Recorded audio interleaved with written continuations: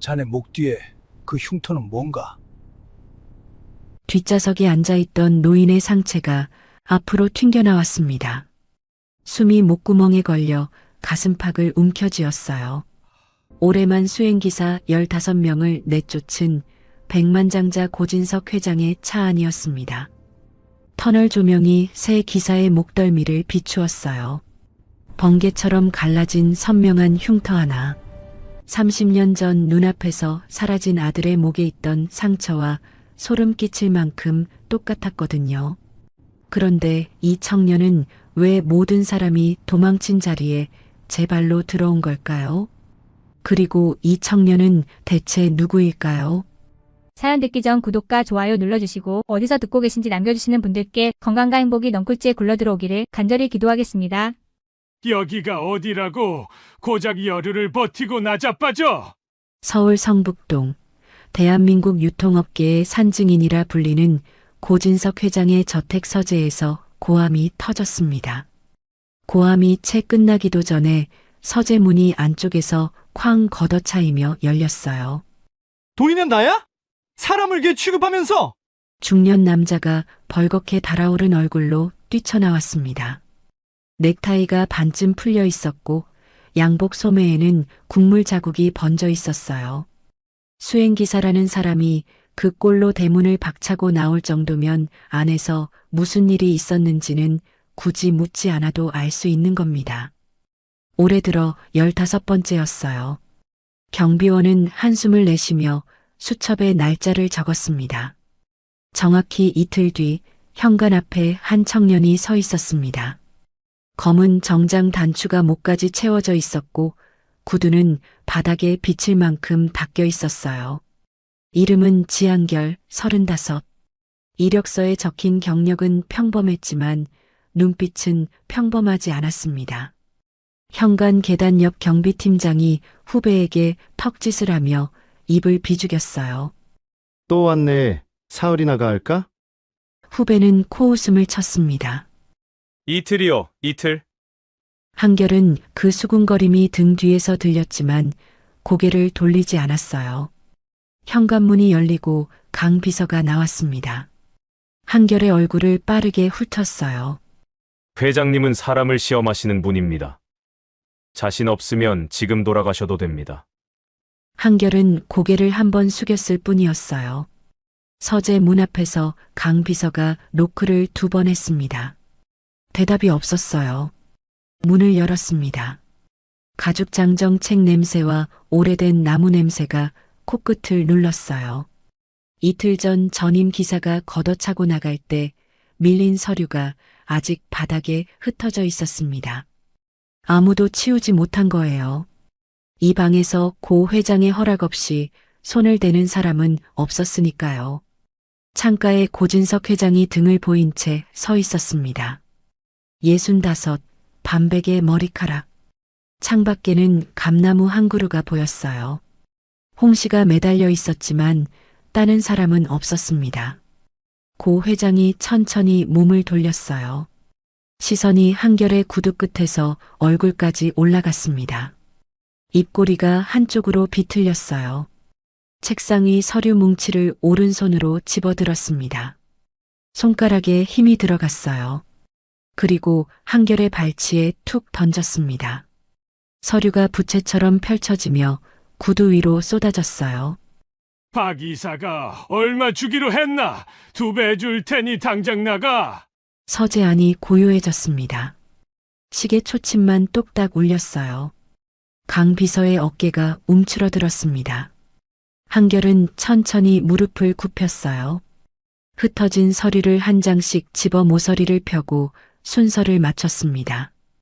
이틀 전 바닥에 남아있던 것까지 한 장도 빠뜨리지 않고 책상 위에 올려놓았어요.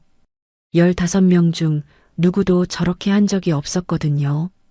고 회장이 한결 코앞까지 다가왔습니다. 셔츠 깃이 닿을 거리였어요. 내 눈 속이고 들어온 놈 치고 끝이 좋은 놈 못 봤다. 한결은 한 발도 물러서지 않았어요. 마른 침을 삼키고 고 회장의 눈을 똑바로 보았습니다. 회장님의 불씨는 누군가가 만든 것이지 제 탓이 아닙니다. 저는 오늘 회장님의 눈이 아닌 손발이 되러 왔습니다. 회장의 불신을 정면으로 짚은 사람은 15명 중 단 한 명도 없었어요. 고 회장의 입안에서 어금니 가는 소리가 났어요. 한참 뒤 헛웃음이 터졌습니다. 차빼. 강원도 별장. 이 사람한테 운전시켜. 밖에서는 늦가을 밤비가 쏟아지고 있었어요. 산길에 안개까지 끼면 베테랑도 긴장하는 코스였습니다. 호랑이가 새끼를 절벽 아래로 밀어보듯 바닥을 보겠다는 뜻이었죠. 검은 세단이 빗속을 달렸습니다. 터널에 진입하자 빗소리가 사라지고 천장의 노란 조명이 차 안을 규칙적으로 쓸었어요. 고 회장은 눈을 감은 척 백미러로 새 기사를 보고 있었습니다. 네 번째 조명이 스쳤어요. 한결이 차선을 바꾸려 고개를 돌렸습니다. 셔츠 깃이 벌어지면서 목덜미가 환하게 드러났어요. 노란 빗줄기가 피부 위를 비추었습니다. 갈라진 나뭇가지처럼 위에서 아래로 뻗어내린 선이 보였어요. 길이는 손가락 한마디쯤 되었습니다. 오래된 흉터였어요. 살같이 아물면서 주변보다 살짝 하얗게 솟아 있었습니다. 빛이 지나갈 때마다 음영이 깊어졌다, 얕아졌다를 반복했어요. 번개 모양이었습니다. 고 회장의 눈이 번쩍 떠졌어요. 등받이에서 상체가 앞으로 쏠렸습니다.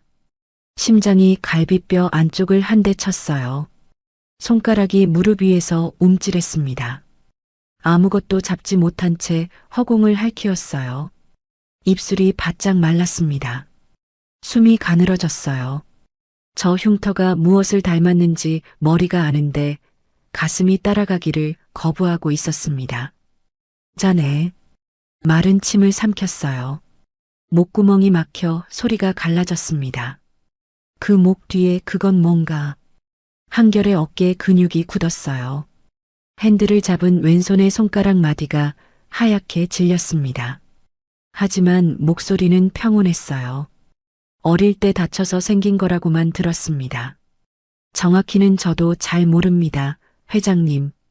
고아원에서 자란 아이에게 제 몸의 흉터란 물어볼 사람이 없는 물음표 같은 거였으니까요.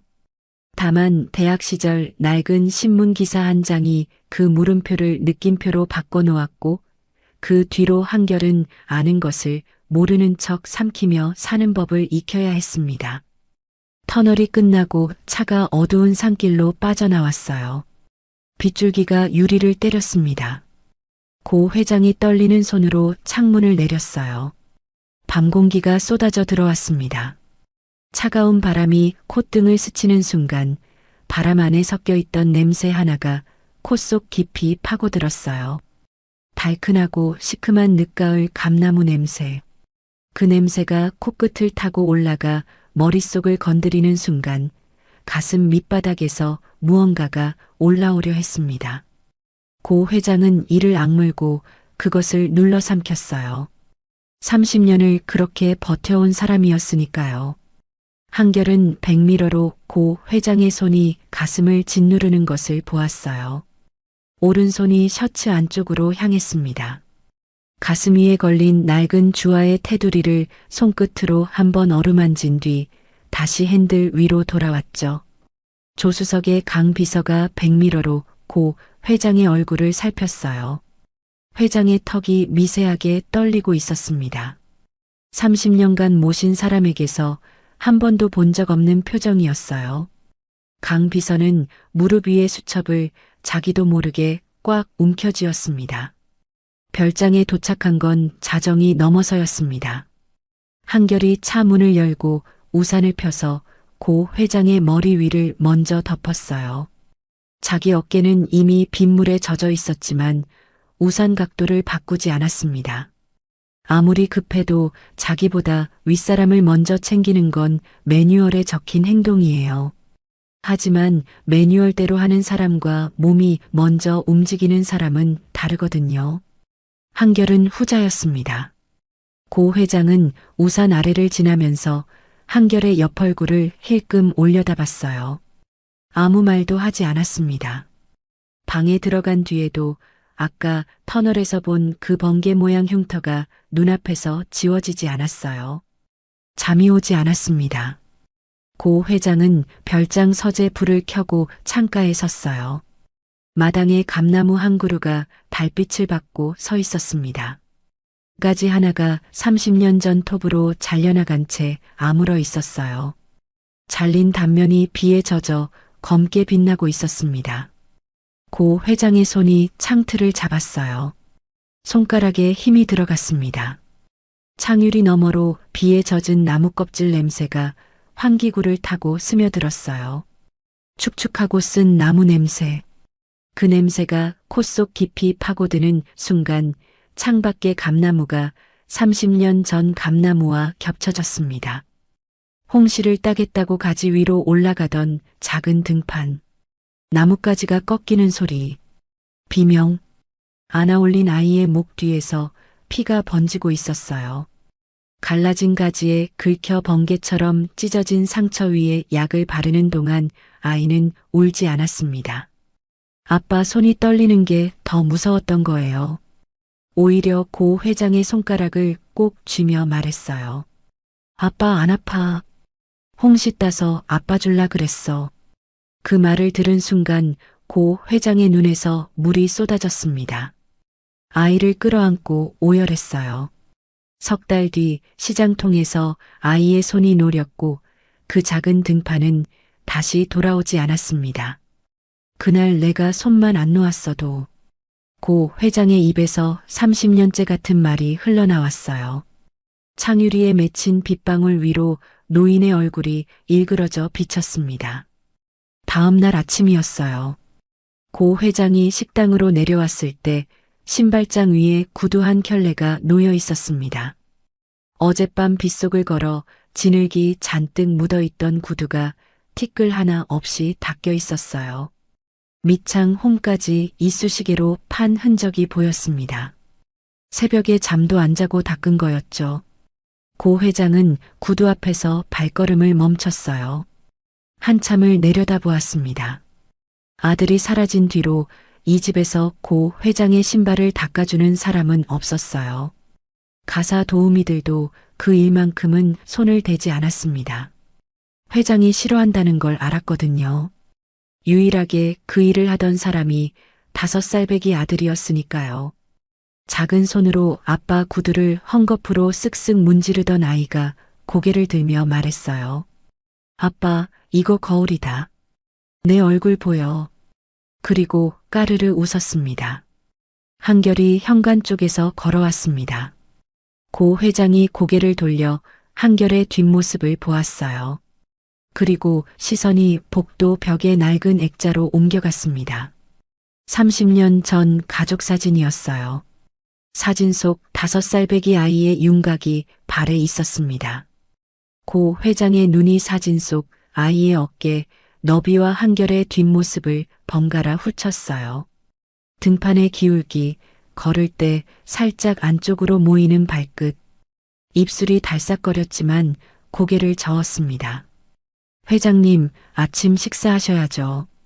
한결이 돌아서며 말했어요. 고 회장은 화들짝 시선을 거두었습니다. 마른 침을 삼키고 뜬금없이 입을 열었어요. 흉터 말이야. 그게 나무에서 떨어져 생겼다고 했나? 한결의 손이 찰나 멈췄습니다. 하지만 곧 태연하게 고개를 끄덕였어요. 흉터는 제 훈장 같은 겁니다. 어디서 왔는지는 모르지만 이게 있어서 제가 여기까지 왔으니까요. 무슨 뜻인지 고 회장은 알 수 없었어요. 하지만 그 한마디가 가슴 어딘가에 송곳처럼 박혔습니다. 그날 밤 고 회장은 서재에 홀로 앉아 있었어요. 책상 서랍을 열어 맨 밑바닥에서 낡은 봉투를 꺼냈습니다. 안에는 30년 전 실종 신고서, 사본과 아이의 사진이 들어 있었어요. 사진 뒷면에 고 회장이 직접 적어놓은 글씨가 보였습니다. 번개 흉터, 목 뒤 왼쪽 3cm. 고 회장은 사진을 내려놓고 한결의 인사기록 카드를 꺼냈어요. 이력란에 적힌 명문대 경제학과 졸업이라는 글자 위에서 시선이 멈췄습니다. 고 회장의 눈이 천천히 좁아졌어요. 같은 시각 현관 앞 기사 대기실에서 한결은 불을 끈 채 천장을 올려다보고 있었습니다. 셔츠 안쪽에서 꺼낸 주화 목걸이가 어둠 속에서 희미하게 빛나고 있었어요. 엄지가 별 문양 위를 천천히 쓸었습니다. 손끝이 미세하게 떨리고 있었어요. 저택안이 잠든 새벽 2시, 한결은 대기실 문을 잠그고 노트북을 펼쳤습니다. 화면 위로 숫자들이 빼곡하게 올라왔어요. 박 이사 명의 법인 세 곳의 자금 흐름이었습니다. 정상적인 기사가 가지고 있을 자료가 아니었죠. 한결의 손가락이 키보드를 빠르게 두드렸어요. 계좌 이동 경로를 추적할 때마다 눈이 좁아졌습니다. 3년 전부터 고 회장의 개인 자산에서 빠져나간 돈이 박 이사의 페이퍼 컴퍼니로 흘러들어가고 있었어요. 한결은 엑셀 시트를 열어 금액을 항목별로 분류했습니다. 계좌번호를 대조하고 이체 날짜를 겹쳐놓고 법인 등기부를 띄워 대표자 이름을 확인했어요. 숫자가 곧 증거였거든요. 한결은 화면에서 눈을 떼고 셔츠 안쪽에서 주화 목걸이를 꺼냈습니다. 낡은 쇠붙이 위에 별 문양이 희미하게 남아 있었어요. 노트북 옆에는 누렇게 바른 신문 기사 스크랩이 펼쳐져 있었습니다. 유통재벌 고진석 회장 아들 실종, 5살. 기사 속 사진에 찍힌 아이의 목에 주화 목걸이가 걸려 있었어요. 한결은 자기 손 안에 주화와 사진 속 주화를 나란히 놓고 한참을 내려다보았습니다. 대학 도서관에서 이 기사를 처음 발견한 날이 떠올랐어요. 사진 속 주화의 별 문양을 확인하는 순간 한결의 손등에 핏줄이 도드라졌습니다. 심장이 갈비뼈를 때렸어요. 의자 등받이에 등이 부딪히는 소리가 열람실에 울렸습니다. 2시간을 움직이지 못했어요. 양어머니가 돌아가시기 전 건네준 주화, 그리고 부모를 찾으라는 유언. 그날부터 한결은 웃는 법을 잊은 대신 계획을 세우는 법을 배웠어요. 아버지를 찾겠다는 게 아니라 아버지를 망가뜨리는 자를 잡겠다는 계획이었습니다. 한결은 주화를 스크랩 위에 올려놓고 노트북 화면으로 시선을 돌렸어요. 저택 내부 CCTV 화면이 분할되어 떠 있었습니다. 기사 대기실은 지하 1층이었어요. 같은 층 복도 끝에 서버실이 있었습니다. 보안 순찰 시간표가 경비실 게시판에 붙어 있었어요. 한결은 첫날 밤 순찰 공백 시간 12분 사이에 서버실 문 앞에 섰습니다. 비밀번호 자판의 숫자 4개에 손때가 묻어 있었어요. 조합은 24가지. 세 번째에 잠금이 풀렸습니다. 화면 하나에서 움직임이 잡혔어요. 고 회장의 서재였습니다. 새벽 2시에 서재에 있을 사람은 없었어요. 문이 열리고 박 이사가 들어왔습니다. 양복 차림 그대로였어요. 책상 밑으로 손을 뻗어 서랍 뒷면에 무언가를 붙였습니다. 동작이 빠르고 정확했어요. 처음이 아니라는 뜻이었죠. 한결은 화면을 캡처하고 시간 코드를 메모했습니다. 손끝에 떨림은 없었어요. 다음 날 오후 본사 주차장이었습니다. 한결이 커피 2잔을 들고 박 이사의 비서 옆에 섰어요. 한 잔을 내밀며 비서의 눈을 똑바로 보았습니다. 요즘 박 이사님 많이 바쁘신가 봐요. 회장님 일정에 자꾸 빠지시던데. 비서가 커피를 받아들었어요. 마른 침을 삼키며 대답했습니다. 별장 쪽 부동산 정리하시느라 그러신 것 같은데요. 별장 부동산. 한결의 귀가 그 단어를 붙잡았어요. 하지만 표정은 바꾸지 않았습니다. 커피 잔을 천천히 입에 가져가며 한 모금 마셨어요. 그리고 잔을 내리며 비서의 눈을 다시 보았습니다. 사냥개가 주인 무는 꼴은 못 보지. 비서의 손가락이 커피 잔 위에서 움찔했어요. 무슨 뜻인지 알아들은 얼굴이었습니다. 한결은 더 말하지 않았어요. 씨앗은 심어졌고 나머지는 비서의 불안이 알아서 키울 거였으니까요. 정보를 캐는 사람은 많지만 상대방이 스스로 쏟아내게 만드는 사람은 드뭅니다. 저녁에 저택으로 돌아왔을 때 현관 쪽에서 걸어 나오던 박 이사와 시선이 부딪혔어요. 박 이사의 발이 찰나 멈췄습니다. 한결의 얼굴을 뚫어지게 보다가 아무 말 없이 넥타이를 잡아당겨 풀었어요. 매듭이 흐트러지는 소리가 조용한 정원에 작게 울렸습니다. 정체는 모르지만 이 기사가 범상치 않다는 걸 몸이 먼저 감지한 거였죠. 한결은 고개를 숙여 인사했어요. 완벽한 수행 기사의 모습이었습니다. 그날 밤 한결은 고 회장의 침실 앞 복도에 서 있었어요. 문틈 사이로 잠든 노인의 고른 숨소리가 흘러나왔습니다. 한결은 벽에 등을 기댔어요. 천장의 비상등이 복도를 희미하게 비추고 있었습니다. 셔츠 안쪽의 주화가 가슴 위에서 차갑게 눌렸어요. 한결의 엄지가 셔츠 위로 주화의 테두리를 더듬었습니다. 별 문양의 홈이 손끝에 걸렸어요. 입술이 달싹거렸습니다. 아버지, 조금만 기다리세요. 입술만 움직인 소리였어요. 복도 끝 CCTV에도 잡히지 않을 만큼 작았습니다. 하지만 그 한마디 안에는 도서관에서 신문 기사를 발견한 날부터 이 복도에 서기까지 10년이라는 시간이 통째로 들어 있었어요. 주머니 안에서 휴대폰이 진동했습니다. 박 이사의 비서가 보낸 문자였어요. 별장 부동산 계약서 사본 첨부. 한결은 화면을 확인한 뒤 복도 반대쪽으로 시선을 돌렸어요. CCTV 사각지대에 놓인 약장 서랍이 보였습니다. 아까 박 이사가 서재에서 나올 때 들고 있던 작은 병이 떠올랐어요. 한결의 눈이 좁아졌습니다. 일주일이 지났습니다.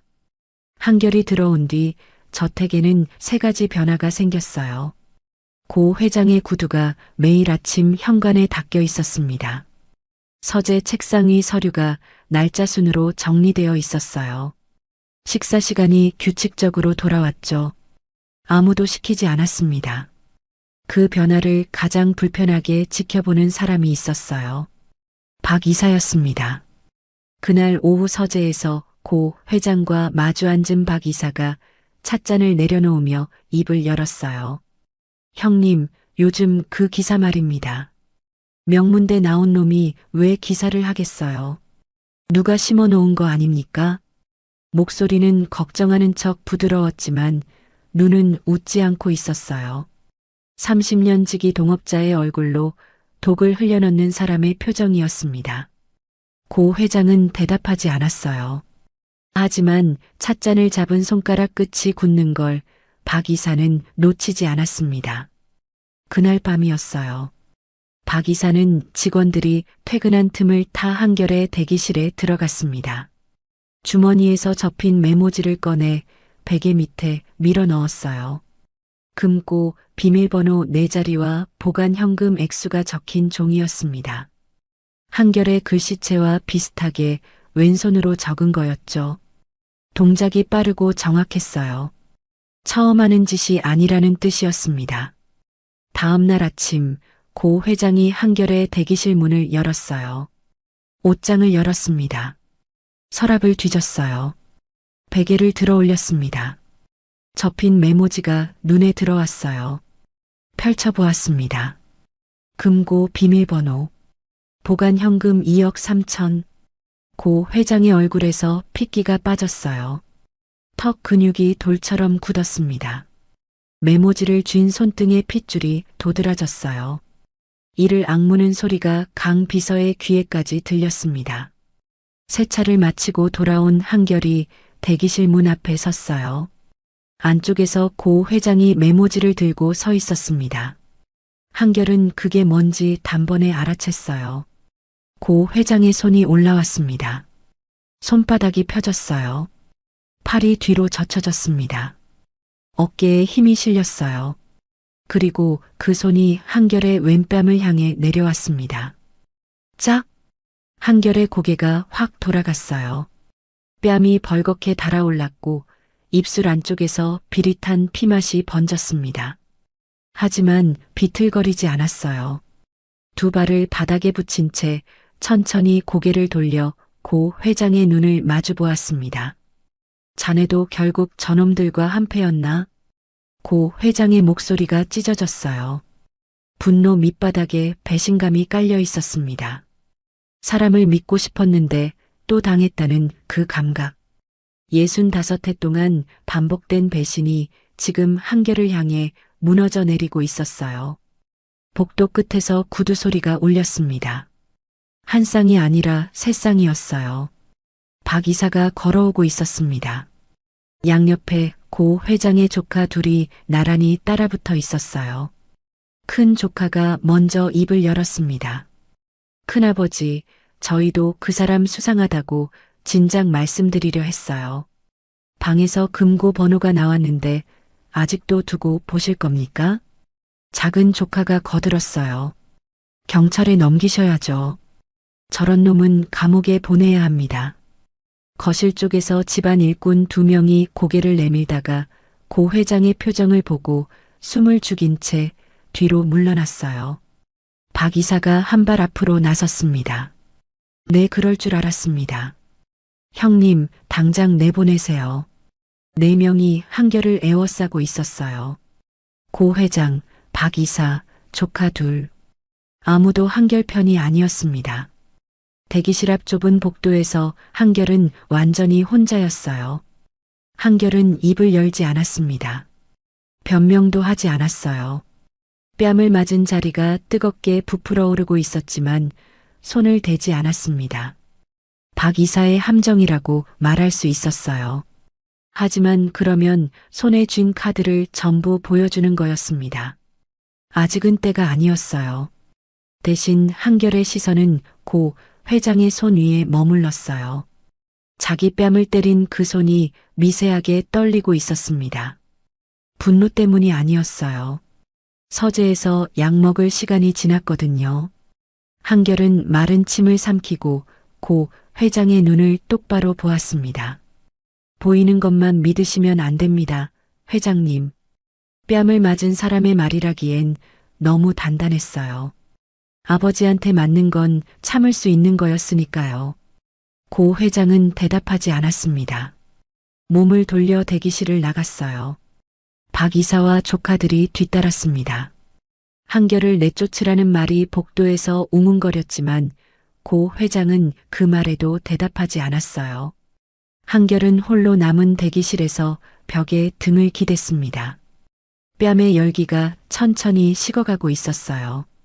그리고 아까 고 회장이 나서며 거실 약장 옆을 지나치는 것을 보았습니다. 서랍이 반쯤 열려 있었어요. 한결은 몸을 일으켜 거실로 향했습니다. 약장 서랍에서 고 회장의 약통을 집어 주머니에 넣었어요. 한결은 대기실 문을 잠그고 고 회장의 약통을 꺼냈습니다. 어제 거실 약장에서 가져온 것이었어요.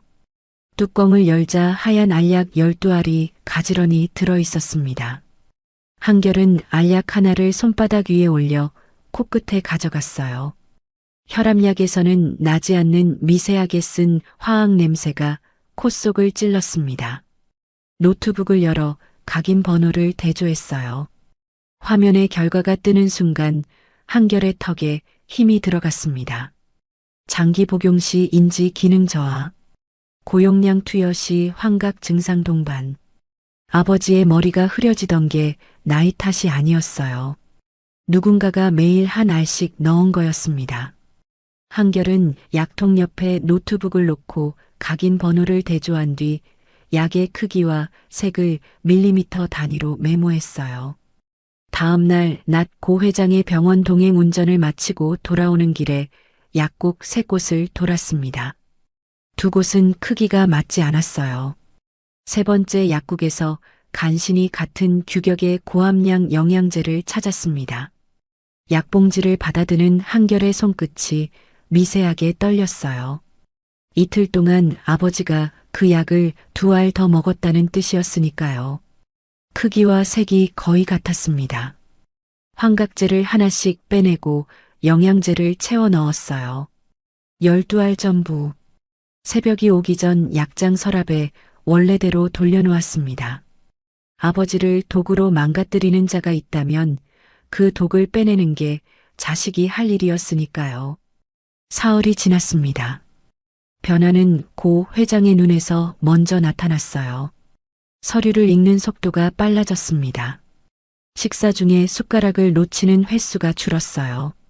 무엇보다 강 비서에게 지시하는 목소리에서 떨림이 사라졌죠. 같은 시각 본사 회의실에서는 박 이사가 변호사와 마주 앉아 자산관리 위임 동의서를 펼치고 있었습니다. 박 이사가 볼펜 뚜껑을 돌리며 입을 열었어요. 이번 주 안에 위임장 받아놓으세요. 회장이 곧 판단력을 잃을 겁니다. 박 이사의 입꼬리가 올라가 있었어요. 자기가 약통에 넣은 것이 효과를 발휘하고 있다고 믿고 있었습니다. 다음 날 아침 서재에서 박 이사가 동의서를 내밀었어요. 고 회장이 받아들었습니다. 첫 장을 넘겼어요. 둘째 장을 넘겼습니다. 셋째 장에서 손가락이 딱 멈췄어요. 수익자란에 왜 내 법인이 들어가 있나? 박 이사의 얼굴에서 웃음이 사라졌습니다. 한 달 전이었으면 글자가 뒤섞여 보여서 도장부터 찍었을 거예요. 고 회장이 서류를 밀어냈습니다. 반려야. 가져가. 박 이사의 손이 무릎 위에서 움츠러들었어요. 고 회장은 창밖 감나무를 보았습니다. 홍시가 알알이 선명했어요. 며칠 전까지만 해도 뿌옇게 번져 보이던 것들이 윤곽을 되찾고 있었습니다. 고 회장이 마른 침을 삼키며 혼잣말을 내뱉었어요. 머리가 30년 만에 가장 맑구나. 그때 서재 문이 열리고 한결이 봉투 하나를 들고 들어왔습니다. 고 회장 앞에 조용히 내려놓았어요. 지난번 금고 메모건입니다. 필체 감정 결과가 나왔습니다. 봉투에서 감정서가 나왔어요. 메모지 필체와 박 이사 수행 비서의 자필 일치. 고 회장이 천천히 고개를 돌려 박 이사를 보았습니다. 박 이사의 입이 벌어졌다 다물렸어요. 변명이 나오기 전에 한결이 셔츠 안쪽에 주화 목걸이를 한 손으로 움켜쥔 채 박 이사와 시선을 맞추었습니다. 10년을 준비한 사람의 눈이었어요. 고 회장은 박 이사에게서 시선을 거두고 한결을 돌아보았어요. 입술이 뻣뻣하게 움직였습니다. 마른 침을 삼켰어요. 65해를 살면서 사과라는 걸 입에 올려본 적이 거의 없는 사람이었거든요. 지난번 일은 내가 경솔했다. 한결은 깊이 고개를 숙였어요. 제자리는 여기 운전석입니다. 고 회장의 입꼬리가 아주 미세하게 올라갔습니다. 한결이 들어온 뒤 처음 보는 표정이었어요. 누군가를 믿어도 된다는 걸 까맣게 잊고 살았던 사람이 조심스럽게 빗장을 여는 얼굴이었습니다. 박 이사는 서재를 나서며 복도 벽에 등을 기댔어요. 오른손 엄지 손톱을 이로 물어뜯었습니다. 피가 배어나왔지만 멈추지 않았어요. 그날 저녁 한결이 차 문을 열었습니다. 고 회장이 뒷좌석에 앉았어요. 안전벨트를 매고 창밖을 보았습니다. 저택 정원 너머로 감나무 가지가 저녁 하늘의 실루엣을 만들고 있었어요. 고 회장의 시선이 그 가지 위에 한참 머물렀습니다. 마른 침을 삼키고 입을 열었어요. 오늘 밤은 별장으로 가자. 아들이 있던 곳으로. 한결의 핸들을 잡은 손등에 핏줄이 도드라졌어요. 셔츠 안쪽 주화가 심장 위에서 차갑게 눌리고 있었습니다. 별장에 도착한 건 밤 10시가 넘어서였습니다. 한결이 들어온 지 보름 만에 다시 찾은 곳이었어요. 지난번에는 빗속 야간 운전 시험이었지만 오늘은 달랐습니다. 고 회장이 먼저 가자고 한 거였어요. 한결이 차 문을 열자 고 회장이 먼저 마당 쪽으로 걸어갔습니다. 달빛이 마당 한가운데 서 있는 감나무 위로 내려앉고 있었어요. 30년 전 톱으로 잘려나간 가지의 단면이 달빛에 젖어 검게 빛나고 있었습니다. 고 회장은 그 나무 앞에서 발을 멈췄어요. 한결은 2걸음 뒤에서 따라갔습니다. 가까이 갈수록 고 회장의 등이 작아지는 것 같았어요. 65해를 살아온 사업가의 어깨가 아니라 30년 전 아이를 놓쳐버린 아버지의 어깨였습니다. 고 회장의 손이 거친 나무 껍질 위로 올라갔어요. 잘린 가지의 단면을 손가락으로 더듬었습니다. 마디가 굵어진 손끝이 옹이 위에서 멈췄어요. 입술이 달싹거렸습니다. 턱이 떨리고 코끝이 벌겋게 달아올랐어요. 눈시울에 물기가 차올라 달빛에 반짝였습니다. 한결아. 30년 동안 이 이름을 부를 때마다 돌아오는 건 메아리뿐이었습니다. 고 회장의 무릎에서 힘이 빠졌어요. 나무 뿌리 위에 주저앉았습니다. 양복 무릎에 흙이 묻었지만 신경 쓸 겨를이 없었어요. 2 손으로 얼굴을 감싸고 어깨가 들썩이기 시작했습니다. 한결은 2걸음 뒤에 서서 그 등을 보고 있었어요. 셔츠 안쪽 주화가 심장 위에서 차갑게 울리고 있었습니다. 목구멍 안에서 4글자가 올라왔어요. 이를 악물었습니다. 삼키고 또 삼켰어요. 박 이사를 잡기 전에 정체를 밝히면 아버지를 지킬 방패가 사라지는 거였으니까요. 한결은 천천히 다가가 고 회장 옆에 무릎을 꿇었습니다. 주머니에서 수건을 꺼내 고 회장의 손등 위에 조용히 올려놓았어요. 아드님도 아버지를 기다렸을 겁니다. 고 회장이 젖은 눈을 들어 한결을 보았어요. 달빛 아래서 한결의 눈매와 턱선이 환하게 드러났습니다. 고 회장의 입술이 파르르 떨렸어요. 이 얼굴이 왜 이렇게 낯익은 건지. 가슴 밑바닥에서 무언가가 꿈틀거렸지만 잡히지 않았습니다. 고 회장이 거칠고 마른 손을 뻗어 한결의 손을 잡았어요. 한결의 손가락이 움찔했지만 빼지 않았습니다. 뺄 수가 없었어요. 자네가 내 아들이었으면 좋겠어. 목소리가 갈라지고 또 갈라졌습니다. 65해를 살면서 누구에게도 해본 적 없는 말이었어요. 고 회장의 손에서 전해지는 체온이 한결의 손바닥을 타고 팔을 타고 가슴까지 올라왔습니다. 한결의 코끝이 시뻘겋게 달아올랐어요. 눈시울이 젖어들었습니다. 이를 악물고 있었지만 턱이 떨리는 걸 막을 수는 없었어요. 고개를 돌려 어둠 쪽을 보았습니다. 아버지에게 눈물을 들킬 수 없었으니까요. 그분도 곁에 있을 겁니다. 한결의 목소리가 젖어 있었어요. 고 회장은 그 떨림을 눈치채지 못했습니다. 자기 눈물에 가려서요. 30년을 혼자 버텨온 사람은 남의 눈물을 볼 여유가 없는 거예요. 자기 것만으로도 넘치고 있었으니까요. 2 사람이 감나무 아래에 나란히 앉아 있었습니다. 고 회장이 고개를 젖혀가지 위를 올려다보았어요. 홍시가 달빛에 검붉게 빛나고 있었습니다. 한결도 같은 방향으로 고개를 들었어요. 같은 가지, 같은 홍시를 2 사람이 나란히 올려다보고 있었습니다. 30년 전에는 아이 혼자 올려다보다가 떨어졌어요.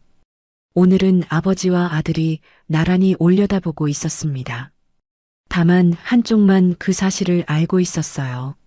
아버지는 아들인 줄 모르고 아들은 아버지인 줄 알면서도 말하지 못하고 30년 전에는 이 나무 위에서 아버지가 떨어지는 아이를 향해 손을 뻗었어요. 오늘은 그 아이가 주저앉은 아버지 옆에 무릎을 꿇고 있었습니다. 한참 뒤 고 회장이 먼저 일어섰어요. 한결이 팔을 내밀어 부축했습니다. 고 회장은 한결의 팔에 무게를 실으며 천천히 차 쪽으로 걸었어요. 고 회장이 뒷좌석에 올라탄 뒤 한결은 별장 현관에 잠시 멈춰 섰어요. 거실 입구 조명 스위치 뒤편에 손을 뻗어 무언가를 붙였습니다. 손가락 한마디보다 작은 검은 사각형이었어요. 한결은 스위치 커버를 원래대로 닫고 운전석에 앉아 시동을 걸었습니다. 백미러로 고 회장을 살폈어요. 노인은 이미 눈을 감고 있었습니다. 한결은 조수석에 놓아둔 수건을 집어 얼굴을 닦았어요. 수건이 축축하게 젖었습니다. 아까 고 회장에게 건넨 수건이 아니었어요. 한결 자신이 몰래 쓴 거였습니다. 아들이고 싶은 마음과 방패여야 하는 현실 사이에서 할 수 있는 건 이렇게 몰래 우는 것뿐이었거든요. 세단이 별장을 빠져나가고 마당에 정적이 내려앉았어요. 그때 담장 너머 숲에서 카메라 셔터 소리가 2번 울렸습니다. 플래시는 꺼져 있었어요. 어둠 속에서 누군가의 휴대폰 화면이 켜졌다 꺼졌습니다. 화면에는 감나무 아래서 손을 잡고 앉아 있는 2 사람의 사진이 찍혀 있었어요. 별장에서 성북동으로 돌아오는 길, 고 회장은 뒷좌석에서 잠이 들었습니다. 한결은 백미러로 노인의 얼굴을 보았어요. 입가에 마른 눈물 자국이 남아 있었습니다. 감나무 아래에서 아들 이름을 부르며 울던 그 얼굴. 30년 동안 대체 얼마나 많은 밤을 저렇게 울었을까. 한결의 손이 핸들 위에서 힘을 잃었어요. 셔츠 안쪽 주화의 차가운 테두리가 심장 위를 눌렀습니다. 그 감촉이 손끝을 타고 올라오는 순간 전혀 다른 온기가 겹쳐졌어요. 크고 거친 손이 5살배기 아이의 목에 차가운 쇠붙이를 조심스럽게 걸어주던 감촉이었습니다. 기억은 거기까지였어요. 주화를 걸어준 손의 온기, 감나무 아래 흙냄새, 그리고 시장통의 소란 속에서 누군가가 손을 잡아 끄는 감각. 그 뒤로는 어둠뿐이었습니다. 충청도 고아원 철문 앞에서 울고 있던 자기 자신. 이름도 없이, 기억도 없이, 다만 목에 걸린 주화만큼은 놓지 않았어요. 30년 전 가을이었어요. 별장 마당 감나무에 홍시가 주렁주렁 달려 있었습니다. 5살 한결이 나무 위를 올려다보며 발을 동동 굴렀어요. 고 회장이 마루에 앉아 서리를 보다가 아들의 뒷모습을 발견했습니다. 아빠, 저거 따줘. 아빠 줄라고. 고 회장이 웃으며 일어서려는데 아이가 먼저 나뭇가지를 잡고 올라가기 시작했어요. 작은 운동화가 껍질 위에서 미끄러졌다 걸렸다를 반복했습니다. 고 회장이 허둥지둥 뛰어갔어요. 손을 뻗었습니다. 꺾이는 소리가 났어요. 아이의 몸이 허공에서 한 바퀴 돌았습니다. 고 회장의 손끝이 아이의 발목을 스쳤지만 잡지 못했어요. 아이를 안아 올렸을 때 목 뒤에서 피가 번지고 있었습니다. 갈라진 가지에 긁혀 번개처럼 찢어진 상처였어요. 고 회장의 손이 떨려서 약을 바르는 데만 한참이 걸렸습니다. 그런데 아이는 울지 않았어요. 아빠 손이 떨리는 게 더 무서웠던 거예요. 그날 저녁 고 회장은 서랍에서 낡은 주화 하나를 꺼냈습니다. 돌아가신 어머니가 남긴 것이었어요. 테두리에 별 문양이 새겨져 있었죠. 고 회장이 아이의 목에 주화를 걸어주며 말했어요. 이 주화가 널 지켜줄 거란다. 아이가 주화를 손가락으로 만지작거리며 까르르 웃었습니다. 아빠가 주는 건 모든 보물이었으니까요. 한결은 그날의 전모를 알지 못했습니다. 하지만 30년 전 그 시장통에서는 이런 일이 벌어지고 있었어요. 고 회장이 아이의 손을 잡고 시장통을 걷고 있었습니다. 호떡 냄새가 골목에 가득했어요. 아이가 호떡 가판대를 가리키며 손을 잡아당겼습니다. 고 회장이 지갑을 꺼내려고 아이의 손을 놓은 건 3초였어요. 고개를 돌렸을 때 아이가 없었습니다. 사람들 다리 사이로 작은 등판이 보였어요. 누군가가 아이의 손을 잡고 빠르게 걸어가고 있었습니다. 검은 점퍼를 입은 남자였어요. 고 회장이 소리쳤습니다. 달렸습니다. 인파가 벽처럼 막아섰어요. 어깨를 밀치고 뛰었지만 골목 모퉁이를 돌았을 때는 이미 아무도 없었습니다. 아이의 운동화 한 짝이 골목 바닥에 떨어져 있었어요. 그것이 고 회장이 아들에게서 본 마지막 흔적이었습니다. 그날 밤 본사 뒷골목에서 검은 점퍼의 남자가 차 한 대 앞에 서 있었어요. 뒷좌석 창문이 내려갔습니다.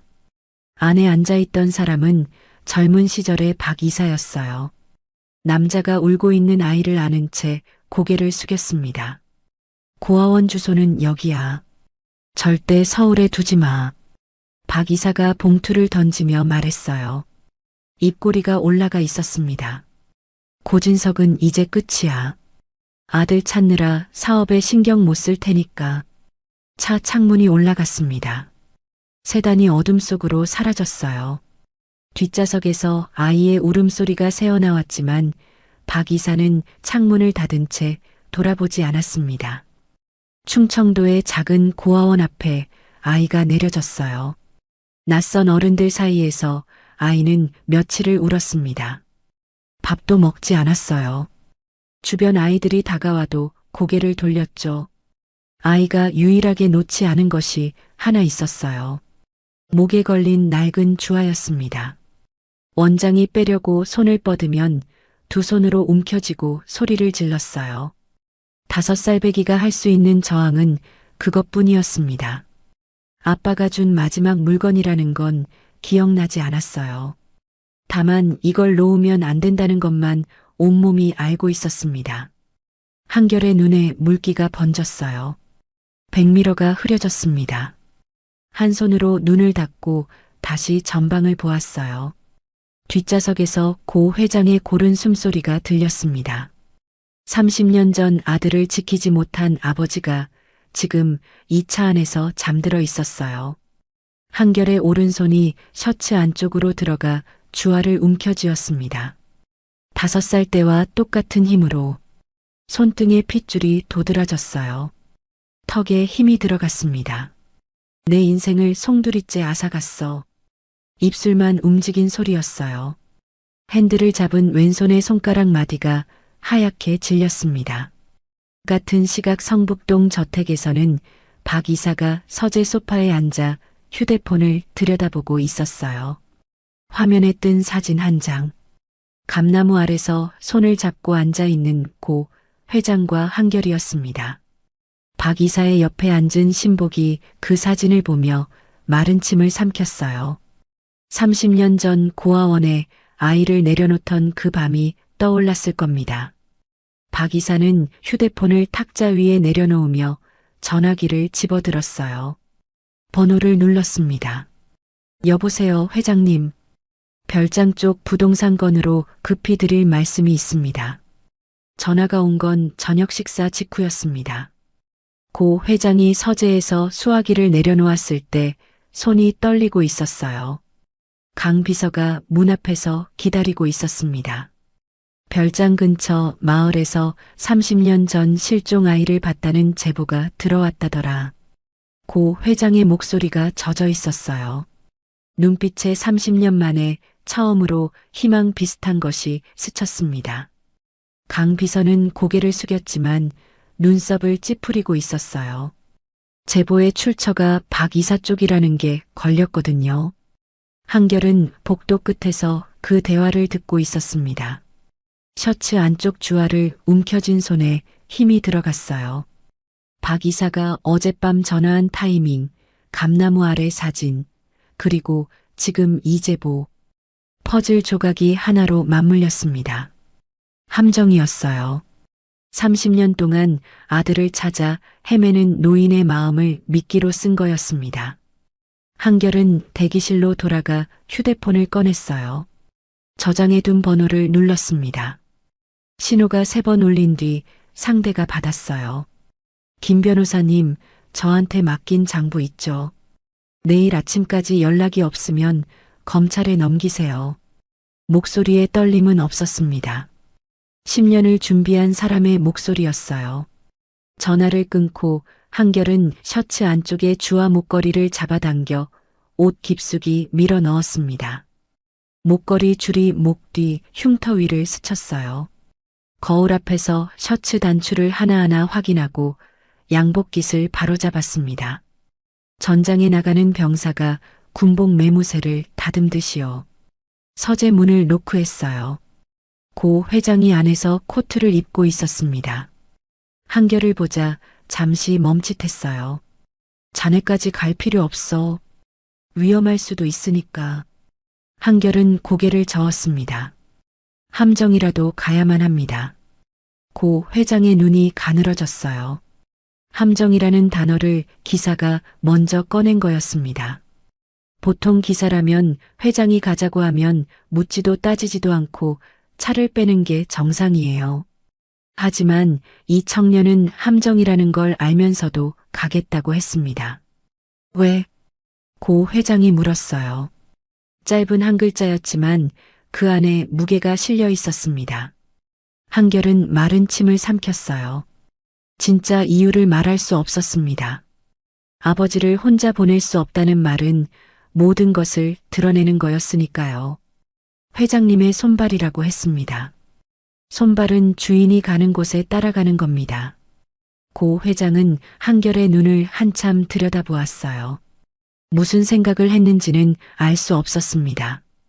다만 입꼬리가 미세하게 올라갔다 내려왔어요. 그럼 차 빼. 검은 세단이 성북동 저택을 빠져나왔습니다. 도심을 벗어나자 가로등이 드물어지기 시작했어요. 고속도로를 타고 1시간, 국도로 빠져 다시 30분. 풍경이 바뀔수록 차창 밖이 어두워졌습니다. 뒷좌석에서 고 회장의 손이 앞좌석 사이로 뻗어나왔어요.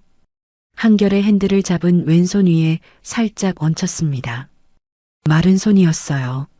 손등에 간간이가 도드라져 있었습니다. 고 회장은 왜 이런 행동을 했는지 자기도 설명할 수 없었어요. 다만 이 청년의 손을 놓으면 안 될 것 같았습니다. 30년 전 시장통에서 한 번 놓쳤던 손을. 자네만은 다치지 말게. 한결의 핸들을 잡은 손등에 핏줄이 도드라졌습니다. 30년 전 시장통에서 아이의 손을 놓은 아버지가 지금 기사의 안위를 걱정하고 있었어요. 아들인 줄 모르면서. 아버지라는 사람은 그런 거예요. 정작 자기가 위험한데도 곁에 있는 사람 걱정을 먼저 하는 거죠. 한결은 대답 대신 백미러의 각도를 미세하게 조정했습니다. 고 회장의 얼굴이 거울 안에 들어왔어요. 이 얼굴을 지키기 위해 여기까지 온 거였습니다. 산길로 접어들었어요.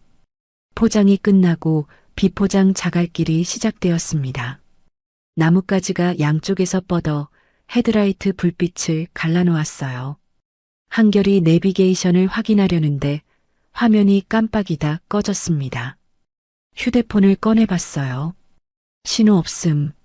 산속 깊이 들어오면서 통신이 완전히 끊긴 거였습니다. 한결의 턱에 힘이 들어갔어요. 예상한 대로였습니다. 통신이 안 되는 곳으로 유인하는 건 기본 중에 기본이었으니까요. 한결은 출발 전에 변호사에게 전화한 자신의 판단이 맞았다는 걸 확인한 셈이었어요. 별장까지 10분 거리를 남겨둔 지점이었습니다. 커브를 돌아서는 순간 헤드라이트 불빛 안에 무언가가 잡혔어요. 길 양쪽에 세워진 검은 차량 세대가 세단의 진로를 막고 있었습니다. 한결이 브레이크를 밟았어요. 타이어가 자갈 위에서 끌리는 소리가 울렸습니다. 세단이 멈춰섰어요. 엔진 소리만 낮게 돌아가고 있었습니다.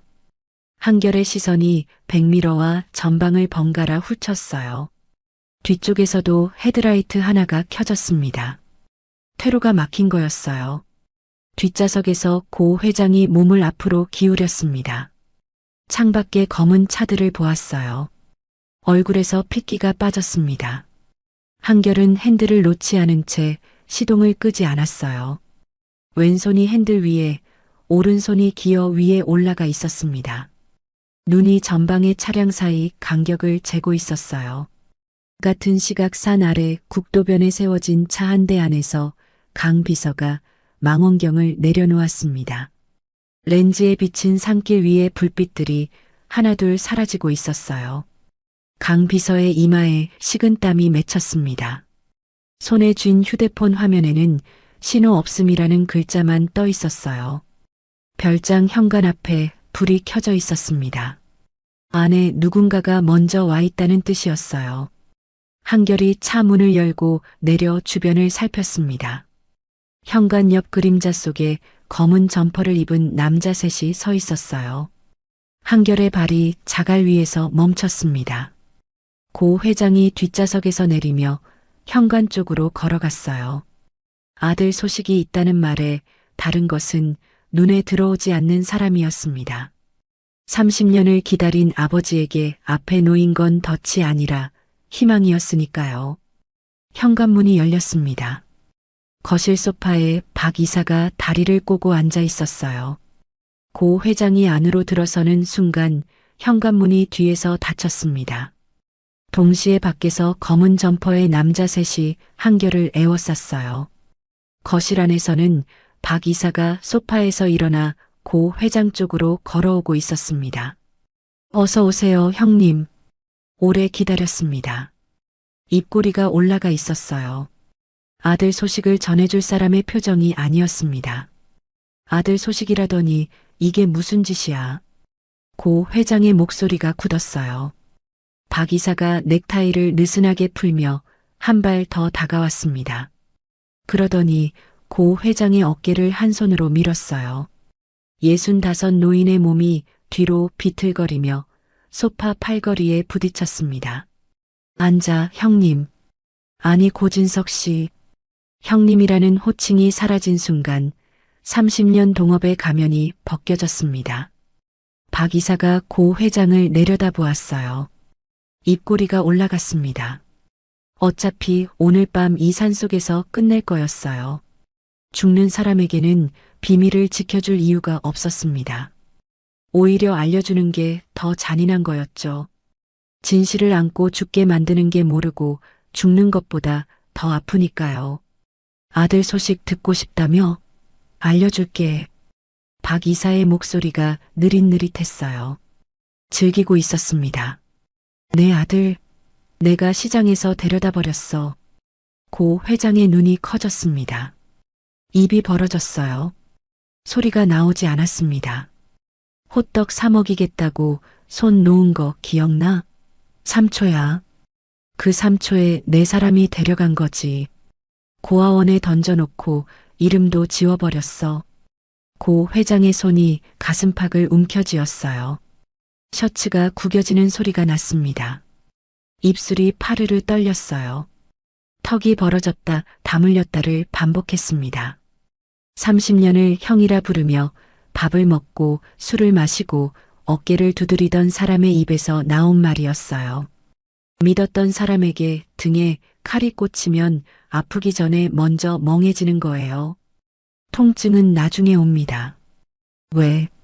고 회장의 입에서 한 글자가 떨어졌어요. 박 이사가 콧방귀를 뀌었습니다. 내가 아들한테 정신 팔려 있는 동안 회사 키운 게 누군데. 30년을 그림자처럼 살았어. 이제 내 차례야. 평생 아들 찾다 죽는 게 내 운명이야. 박 이사가 양복 안주머니에서 접이식 칼을 꺼냈어요. 칼날이 거실 조명 아래서 번뜩였습니다. 거실 구석에 서 있던 부하 한 명이 그 칼을 보고 한 발 뒤로 물러섰어요. 자기 상사가 여기까지 할 줄은 몰랐던 겁니다. 같은 시각 별장 바깥 현관 계단 아래에서 한결이 검은 점퍼 셋을 상대하고 있었습니다. 첫 번째 남자의 팔을 꺾어 바닥에 눌렀어요. 두 번째 남자의 명치를 가격해 쓰러뜨렸습니다. 하지만 세 번째 남자가 뒤에서 강목을 휘둘렀어요.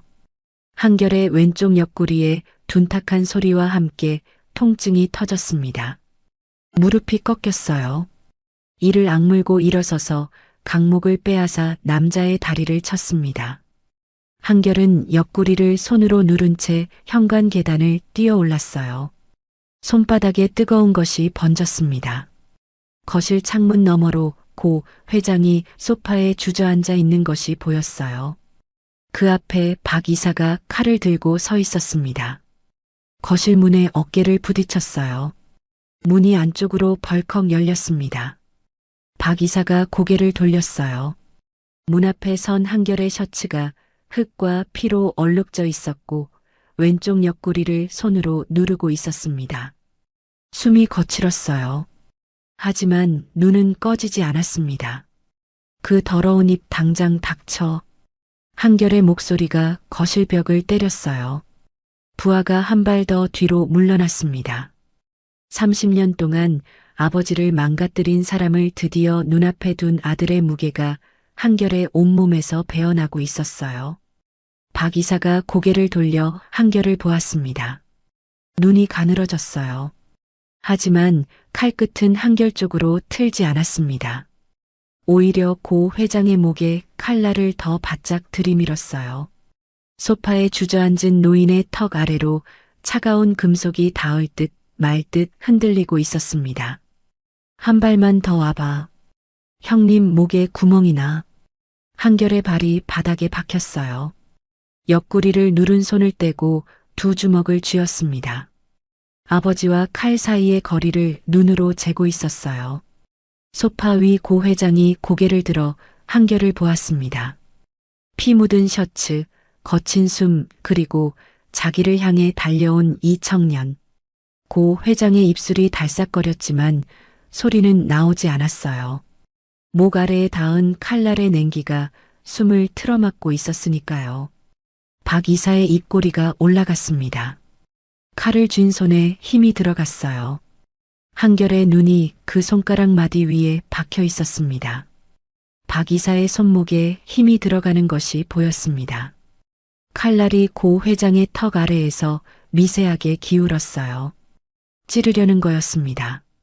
한결의 몸이 먼저 움직였어요. 생각이 아니라 몸이었습니다. 옆구리에서 터진 통증이 갈비뼈를 타고 올라왔지만 다리는 이미 바닥을 차고 있었어요. 고 회장과 칼 사이로 몸을 밀어 넣었습니다. 등으로 아버지를 감싸는 자세였어요. 30년 전 감나무에서 떨어지는 아이를 향해 아버지가 손을 뻗었던 것처럼 오늘은 아이가 아버지 앞에 몸을 세운 거였습니다. 박 이사의 손이 멈추지 않았어요. 칼이 한결의 왼쪽 가슴 아래를 파고들었습니다. 차갑고 날카로운 것이 갈비뼈 사이를 비집고 들어오는 감각이 온몸을 관통했어요. 한결의 입이 벌어졌습니다. 소리는 나오지 않았어요. 숨이 목구멍에 걸려 들어가지도 나오지도 않았죠. 무릎이 앞으로 꺾였습니다.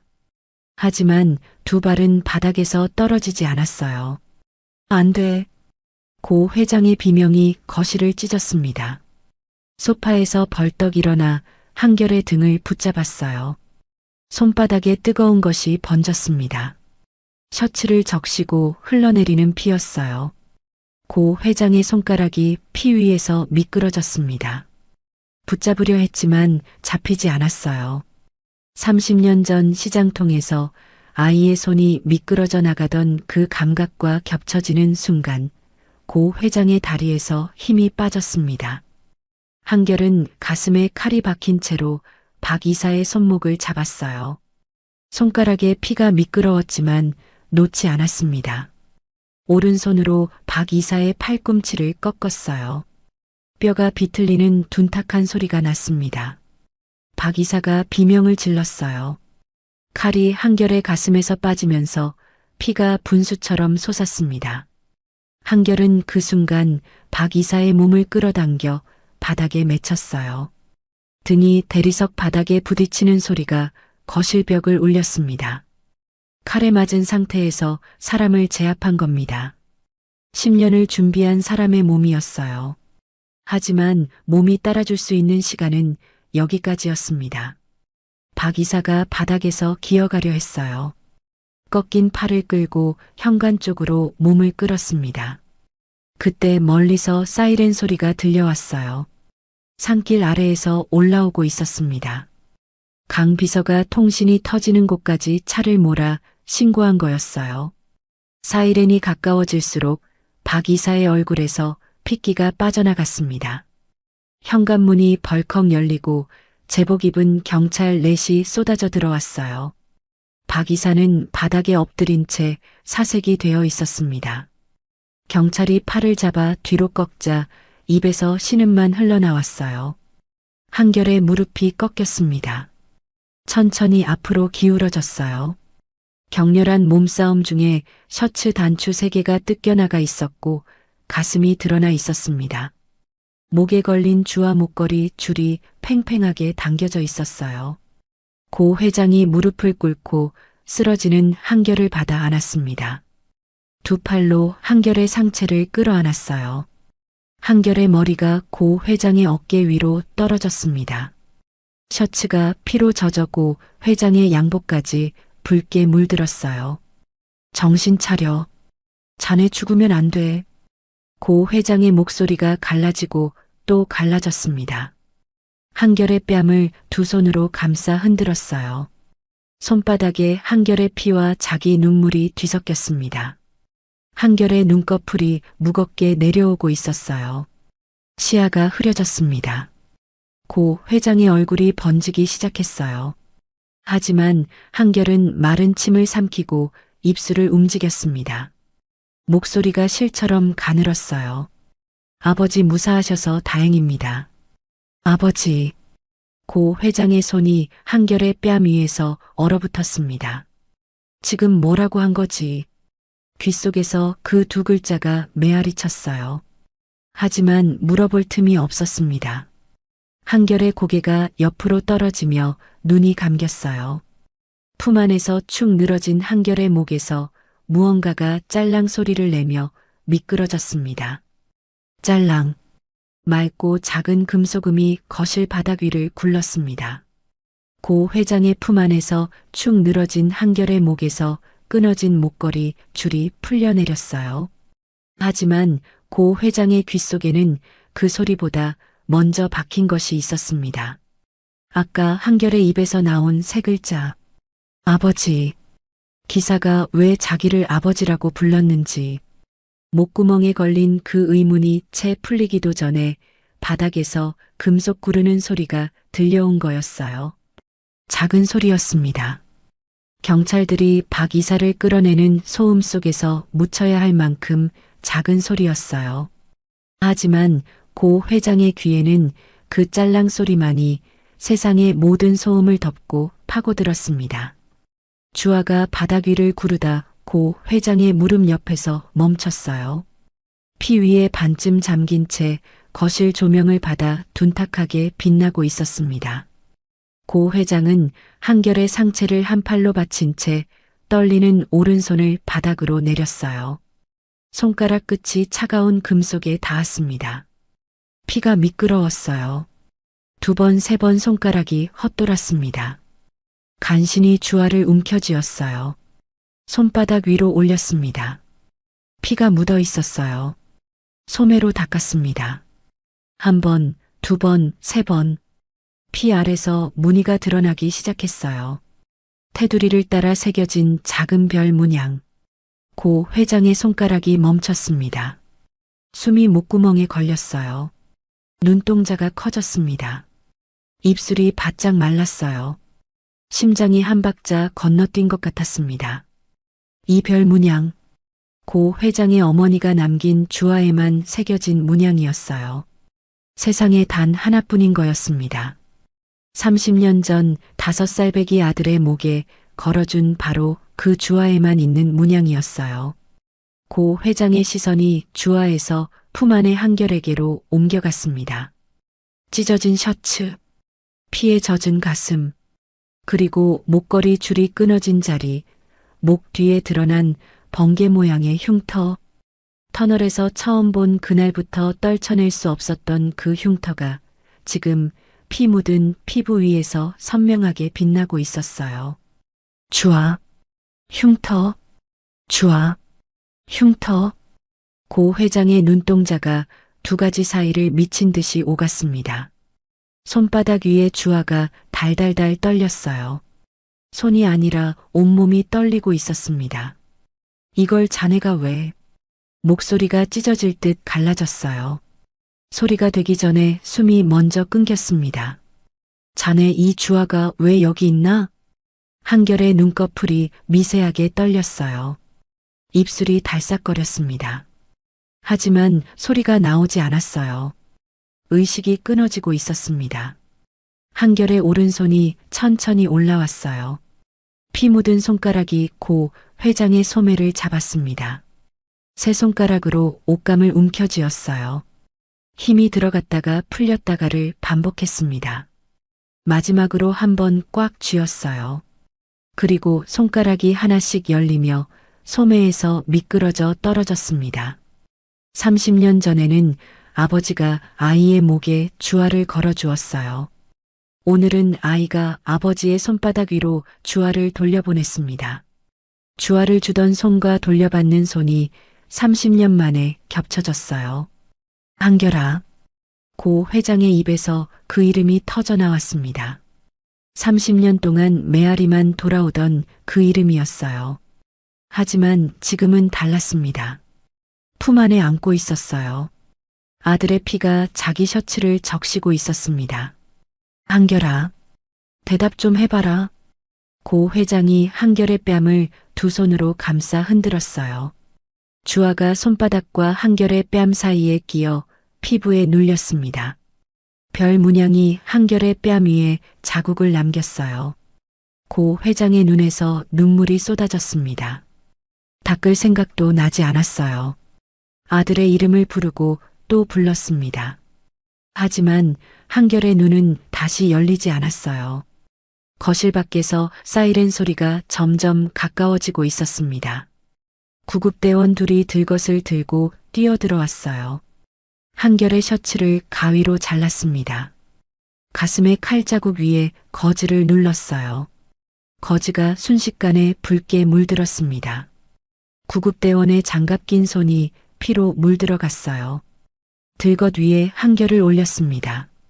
고 회장이 한결의 손을 놓지 않으려 했어요. 구급대원이 조심스럽게 손가락을 풀어냈습니다. 고 회장의 손에 한결의 피가 마르며 검붉게 굳어가고 있었어요. 들것이 현관을 빠져나갔습니다. 사이렌이 울리며 구급차가 산길을 내려가기 시작했어요. 붉은 경광등 빛이 감나무 가지 사이를 스쳐 지나가며 번쩍이다 사라졌습니다. 고 회장은 현관 계단에 주저앉아 있었어요. 두 손으로 주화를 가슴에 꽉 움켜쥐고 있었습니다.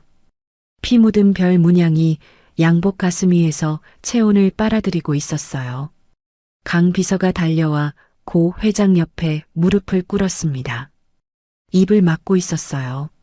30년을 모신 사람의 얼굴이 저렇게 무너진 건 처음이었으니까요. 병원 복도는 새벽 4시였습니다. 형광등 불빛이 하얗게 내려앉은 복도에 고 회장 혼자 앉아 있었어요. 수술실 위 빨간 불이 3시간째 꺼지지 않고 있었습니다. 플라스틱 의자가 차가웠지만 고 회장은 느끼지 못했어요. 두 손으로 주화를 쥐고 있었습니다. 피가 마르며 검붉게 굳어 있었어요. 별 문양 위를 엄지로 쓸고 또 쓸었습니다. 30년 전 아들의 목에 걸어줄 때도 이렇게 쓸어주었거든요. 사흘이 지났습니다. 한결은 아직 중환자실에서 깨어나지 못하고 있었어요. 고 회장은 3번째 밤을 병원 복도 플라스틱 의자에서 보내고 있었습니다. 양복은 갈아입지 않았어요. 턱에 면도하지 않은 수염이 거뭇하게 자라 있었습니다. 강 비서가 가져다 준 도시락은 손도 대지 않은 채 식어 있었죠. 강 비서가 봉투 하나를 들고 복도 끝에서 걸어왔습니다. 발소리를 죽이고 있었어요. 고 회장 앞에 멈춰서서 봉투를 내밀었습니다. 유전자 검사 결과입니다. 검찰 협조를 받아 긴급 감정을 의뢰했습니다. 고 회장은 봉투를 받아들었어요. 손가락이 떨렸습니다. 봉투 입구에 손을 넣었다 뺐다를 3번 반복했어요. 뜯지 못하는 거였습니다. 이 안에 적힌 숫자가 희망일 수도 있고 30년을 무너뜨리는 마지막 한 방일 수도 있었으니까요. 봉투 한 장이 이렇게 무거울 수 있다는 걸 고 회장은 65해를 살고서야 알았어요. 강 비서가 한 발 물러섰습니다. 고개를 돌렸어요. 30년을 모신 사람에게 줄 수 있는 유일한 배려가 시선을 거두는 것이었습니다. 고 회장이 봉투를 뜯었어요. 종이가 찢어지는 소리가 텅 빈 복도에서 유난히 크게 울렸습니다. 접힌 종이를 펼쳤어요. 눈이 글자 위를 훑었습니다. 검사 항목, 대조군, 수치, 그리고 맨 아래 한 줄. 친자 확률 99.9%. 고 회장의 손에서 종이가 미끄러졌어요. 바닥에 떨어지기 전에 다시 움켜쥐었습니다. 구겨졌어요. 글자 위를 다시 읽었습니다. 한 번 더, 또 한 번 더. 눈이 같은 자리에 박혀서 떠나지 못했어요. 입술이 벌어졌지만 소리가 나오지 않았습니다. 턱이 떨렸어요. 코끝이 벌겋게 달아올랐습니다. 눈시울에 물이 차올라 글자가 번지기 시작했어요. 고 회장의 무릎이 풀렸습니다. 플라스틱 의자에서 미끄러지듯 일어서다가 복도 벽에 어깨를 부딪혔어요. 벽을 짚은 손등의 핏줄이 도드라졌습니다. 등이 벽을 타고 천천히 내려갔어요. 바닥에 주저앉았습니다. 30년이었습니다. 30년 동안 찾던 아이가 자기 옆에서 구두를 닦고 차를 몰고 뺨을 맞아주고 있었어요. 수술실 불이 꺼졌습니다. 문이 열리고 의사가 나왔어요. 고 회장은 바닥에서 벌떡 일어났습니다. 무릎이 꺾였지만 벽을 짚고 버텼어요. 고비는 넘겼습니다. 면회 가능합니다. 고 회장은 대답하지 않았어요. 의사 옆을 지나 병실 문을 밀었습니다. 발걸음이 빨라졌어요. 복도에서 비틀거리던 사람의 걸음이 아니었습니다. 병실 안에 소독약 냄새가 가득했어요. 침대 위에 한결이 누워 있었습니다. 가슴에 두꺼운 거즈가 감겨 있었고 팔에 수액줄이 꽂혀 있었어요. 얼굴이 창백했습니다. 입술에 핏기가 없었어요. 고 회장이 침대 옆에 섰습니다. 한결의 손을 잡았어요. 차가웠습니다. 고 회장의 엄지가 한결의 손가락 위를 움직이기 시작했어요. 새끼손가락부터 하나씩 세듯이 더듬었습니다. 하나, 둘, 셋, 넷, 다섯. 왜 이런 행동을 하는지 고 회장 자신도 몰랐어요. 손이 먼저 기억한 거였습니다. 30년 전 아이를 재울 때마다 작은 손가락을 하나씩 접어주며 세워주던 버릇이 뼈 안에 남아 있었던 거예요. 머리는 잊어도 손은 잊지 못하는 것이 있거든요. 5번째 손가락을 세는 순간 한결의 눈꺼풀이 떨렸습니다. 천천히 열렸어요. 시야가 흐렸습니다. 천장에 형광등 빛이 번져 보였어요. 시선이 아래로 내려왔습니다. 침대 옆에 노인의 얼굴이 있었어요. 눈이 벌겋게 부어 있었고 입술이 파르르 떨리고 있었습니다. 양복 가슴에 검붉은 핏자국이 남아 있었어요. 한결은 그 얼굴을 보았습니다. 손등 위에 주화의 무게가 느껴졌어요. 한결의 입술이 달싹거렸습니다. 마른 입술 사이로 숨이 새어나왔어요. 목소리가 실처럼 가늘었습니다. 하지만 또렷했어요. 다녀왔습니다, 아버지. 고 회장의 얼굴이 일그러졌습니다. 턱이 벌어졌어요. 입안에서 올라오는 소리를 막을 수가 없었습니다. 이를 악물어 봤지만 소용없었어요. 어금니 사이로 울음이 터져 나왔습니다. 65해를 살면서 이렇게 운 적이 없었어요. 아들을 잃었을 때도 울지 못했습니다. 울면 포기하는 것 같아서. 하지만 지금은 달랐어요. 돌아왔으니까요. 30년을 기다린 아이가 돌아왔으니까요. 고 회장이 한결의 상체를 조심스럽게 끌어안았어요. 수액줄이 당겨지지 않도록 팔 위치를 바꾸고 거즈에 닿지 않도록 손을 아래쪽으로 내렸습니다. 아들을 안는 법을 30년 만에 다시 배우는 거였어요. 미안하다, 내 아들아. 내가 너무 늦었지? 목소리가 갈라지고 또 갈라졌습니다. 한결의 어깨 위로 뜨거운 물이 뚝뚝 떨어졌어요. 한결은 아버지의 등에 손을 올렸습니다. 팔에 힘이 없었어요. 손가락 5개가 간신히 양복 등판을 잡았습니다. 5살 때 고아원에서 주아를 움켜쥐던 것과 같은 힘이었어요. 아버지, 보고 싶었어요. 한결의 눈에서 눈물이 흘러내렸습니다. 뺨을 타고 내려온 물방울이 손등 위 주아 위로 떨어졌어요. 고 회장의 눈물과 한결의 눈물이 주아 위에서 만났습니다. 검붉게 굳어있던 핏자국이 눈물에 씻겨 별 문양 위로 흘러내렸어요. 병실 문 밖에서 담당 의사가 차트를 들고 서 있었습니다. 유리창 너머로 안을 보았어요. 아버지와 아들이 끌어안고 울고 있었습니다. 의사의 입가에 안도의 미소가 번졌어요. 차트를 가슴에 안고 문을 조용히 닫았습니다. 한 달이 지났습니다. 한결의 가슴에 박혔던 칼자국이 아물어 실밥을 뽑았어요.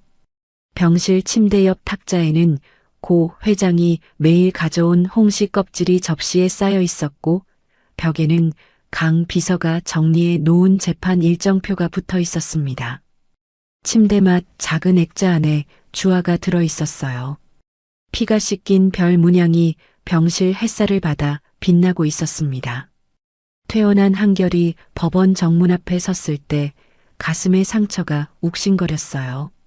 하지만 발걸음을 멈추지 않았습니다. 10년을 준비한 사람에게 남은 마지막 한 걸음이었으니까요. 법정은 만석이었습니다. 방청석의 기자들의 카메라 셔터 소리가 벌떼처럼 울렸어요. 피고인석에 박 이사가 앉아 있었습니다. 한 달 전 별장 거실에서 칼을 휘두르던 사람과 같은 사람이라고는 믿기지 않았어요. 양복 대신 구치소 조끼를 입고 있었고 꺾인 팔에 보조기를 차고 있었습니다. 하지만 눈빛만은 여전히 사나웠어요. 검사가 증거를 제출했습니다. 한결이 별장 거실에 미리 설치해둔 도청 장치의 녹음 파일이었어요. 법정 스피커에서 박 이사의 목소리가 흘러나왔습니다. 내 아들, 내가 시장에서 데려다 버렸어. 고진석은 이제 끝이야. 아들 찾느라 사업에 신경 못 쓸 테니까. 법정이 술렁였어요. 방청석에서 탄식이 흘러나왔습니다. 박 이사의 얼굴이 하얗게 질렸어요. 자기 목소리가 자기 무덤을 파고 있었습니다. 30년을 숨겨온 것이 자기 입으로 터져나온 거였어요. 승리를 확신하는 오만함이 결국 제 발등을 찍은 거였죠. 조작이야. 저건 합성된 거라고. 박 이사가 피고인석에서 벌떡 일어났습니다. 고함을 질렀어요. 하지만 녹음 파일에 이어 한결이 확보한 비자금 장부사본, 환각제 성분 분석 보고서, 고아원 입소 기록까지 줄줄이 제출되었습니다. 10년 동안 한 장씩 모아온 퍼즐이 법정 위에서 완성된 거였어요. 판사가 망치를 내려쳤습니다. 피고인 박종원에게 무기징역을 선고합니다. 박 이사의 무릎이 꺾였어요. 피고인석 난간을 잡았지만 손에 힘이 들어가지 않았습니다. 난간에서 미끄러진 손이 허공을 핥히었어요. 법정 경위 2명이 박 이사의 양팔을 잡아 일으켰습니다. 끌려나가면서도 박 이사는 고개를 돌려 방청석을 보았어요. 고 회장과 한결이 나란히 앉아 있었습니다. 고 회장은 박 이사를 보지 않았어요. 고개를 돌리지 않았습니다. 30년 동업자의 마지막 얼굴을 눈에 담을 필요가 없었어요. 이미 끝난 사람이었으니까요. 한결은 달랐습니다. 박 이사가 법정 문을 나서는 순간까지 시선을 거두지 않았어요. 차가운 눈이었습니다. 분노도 복수의 쾌감도 아니었어요. 10년 동안 이 순간을 위해 살아온 사람이 마침내 마침표를 찍는 눈이었습니다. 법정 밖 복도에서 두 사람의 앞을 막아선 이들이 있었어요. 고 회장의 조카 둘이었습니다. 박 이사 편에 붙어 한결에게 도둑 누명을 씌웠던 그 조카들이었죠. 바닥에 무릎을 꿇었어요. 회장님, 저희가 잘못했습니다. 한 번만 용서해 주세요. 고 회장의 발이 멈췄습니다. 조카들을 내려다보았어요. 입술이 달싹거렸습니다. 하지만 입에서 나온 건 한마디도 없었어요. 시선을 거두고 조카들 옆을 지나쳤습니다. 30년을 속인 동업자한테 당한 사람이 조카들의 무릎에 마음이 흔들릴 리가 없었어요. 용서는 입으로 비는 게 아니라 세월로 증명하는 거였으니까요. 법원 정문을 나서자 늦가을 바람이 불어왔습니다. 감나무 잎이 떨어지는 계절이었어요. 고 회장이 걸음을 멈추고 하늘을 올려다보았습니다. 맑았어요. 구름 한 점 없었습니다. 고 회장이 한결의 어깨를 손으로 감싸주었어요. 거칠고 마디가 굵어진 손이었습니다.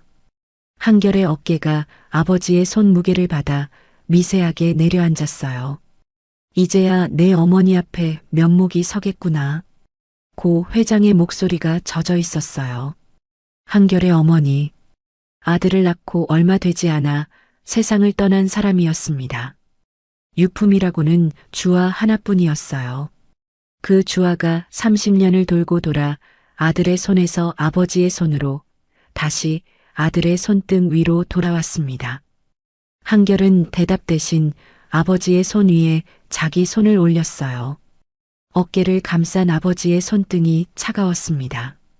한결의 손바닥이 그 위를 덮었어요. 따뜻했습니다. 당신이 뺏은 건 돈이 아니라 우리 세월이야.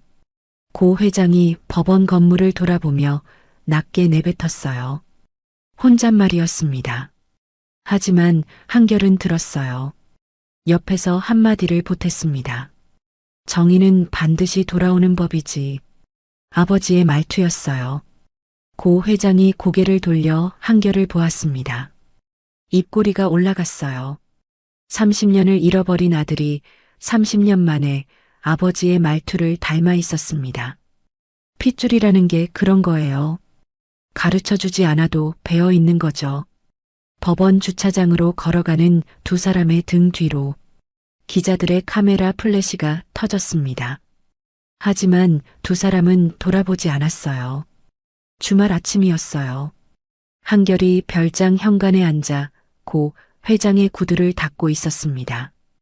헝겊으로 쓱쓱 문질러 광을 낸 뒤 구두를 들어 올려 바닥을 들여다보았어요. 검은 가죽 위에 자기 얼굴이 비쳤습니다. 한결의 입꼬리가 올라갔어요. 왜 웃는지 자기도 몰랐습니다. 현관 안쪽에서 그 모습을 보고 있던 고 회장의 손이 문틀 위에서 멈췄어요. 입술이 달싹거렸습니다. 30년 전 똑같은 동작을 하던 5살 배기의 목소리가 귓속에서 울렸거든요. 아빠, 이거 거울이다. 한결이 차 문을 열고 고 회장의 머리 위에 손을 얹어 부딪히지 않게 했습니다. 운전석에 앉아 시동을 걸었어요. 백미러로 아버지를 보았습니다. 노인의 눈가에 잔잔한 주름이 잡혀 있었어요. 차는 서울을 벗어나 충청도 쪽으로 향했습니다. 한결이 운전대를 잡고 있었어요. 뒷좌석이 아니었습니다. 고 회장이 조수석에 앉아 있었어요. 아들 옆자리에 앉겠다고 한 거였습니다. 30년 동안 뒷좌석에만 앉아 기사의 뒤통수를 보던 사람이 처음으로 옆자리를 택한 거였어요. 아버지라는 사람은 그런 겁니다. 아들 곁에 앉는 것만으로도 30년이 메워지는 것 같은 거죠. 조수석 발밑에 흰 국화 다발이 놓여 있었습니다. 한결의 어머니 묘소로 가는 길이었어요. 묘소는 야산 중턱에 있었습니다. 풀이 깔끔하게 깎여 있었어요. 재회 후 한결이 매주 올라와 손질한 거였습니다. 묘비에는 이름 석자만 새겨져 있었어요. 고 회장이 묘비 앞에 무릎을 꿇었습니다. 국화를 내려놓고 묘비의 이름 위를 손가락으로 천천히 더듬었어요. 돌이 차가웠습니다. 손끝이 글자에 파인 홈을 따라갔어요. 아들을 찾았소. 이제 걱정 마시오. 고 회장의 목소리가 젖어 있었어요. 하지만 울음은 아니었습니다. 30년 동안 이 말을 하기 위해 살아온 사람이 마침내 약속을 지킨 목소리였어요. 빚을 갚은 사람의 목소리이기도 했습니다. 한결이 아버지 옆에 무릎을 꿇었어요. 국화 한 송이를 묘비 앞에 놓았습니다. 재회 후 아버지가 알려준 곳이었어요. 어머니의 이름도 얼굴도 한 달 전에야 처음 알았습니다. 30년을 살면서 한 번도 가보지 못한 엄마의 곁에 오늘 처음 선 거였어요. 한결은 양복 안주머니에서 작은 액자를 꺼냈습니다. 액자 안에 주화가 들어 있었어요. 피가 씻긴 별 문양이 오후 햇살에 반짝이고 있었습니다. 한결이 액자를 묘비 앞에 잠시 기대어 세워놓았어요. 엄마 아빠 찾았어요. 한결의 코끝이 벌겋게 달아올랐어요. 입술을 깨물었습니다. 더 말하면 울 것 같았거든요. 아버지 앞에서는 울지 않겠다고 10년을 버텨왔는데 엄마 앞에서는 그게 안 되는 거였어요. 고 회장이 아들의 어깨를 잡아당겼습니다. 한결의 고개가 아버지의 어깨 위로 떨어졌어요. 고 회장은 아무 말 없이 아들의 등을 토닥였습니다. 큰 손이 어색하게 움직였어요. 30년 동안 아이의 등을 토닥여 본 적이 없는 손이었으니까요. 하지만 두 번째 토닥임은 첫 번째보다 부드러웠고 세 번째는 두 번째보다 자연스러웠습니다. 묘소를 내려온 두 사람은 별장으로 향했어요.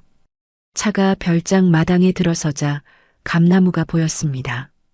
가지마다 홍시가 주렁주렁 달려 있었어요. 올해는 유난히 많이 열렸습니다.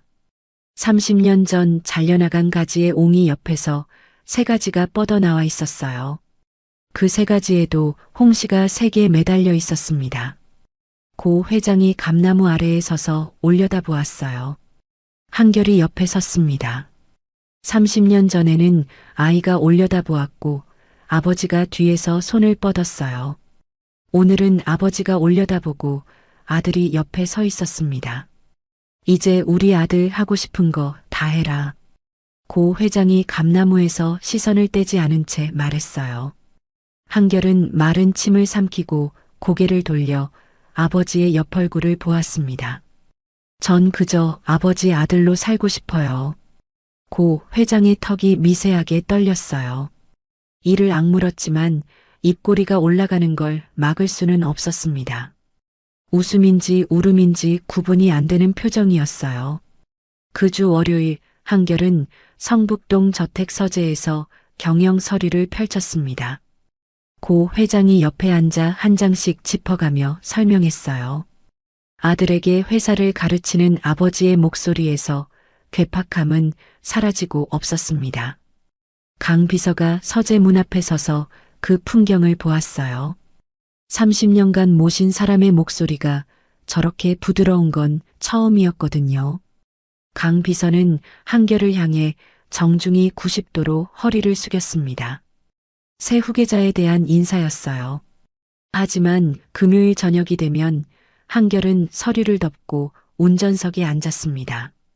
주말마다 아버지를 별장으로 데려가는 건 한결이 스스로 정한 규칙이었어요. 경영을 배우는 건 평일에 하면 되는 거였습니다. 주말만큼은 아버지의 기사로 돌아가는 거였죠. 별장에 도착한 어느 오후 한결은 서재 책상 위에 주화 액자를 올려놓았습니다. 묘소에서 가져온 것이었어요. 별 문양이 서재 창으로 들어오는 오후 햇살을 받아 반짝였습니다. 처음에는 아들의 목에 걸려 있었어요. 그 다음에는 고아원 아이의 주먹 안에 있었죠.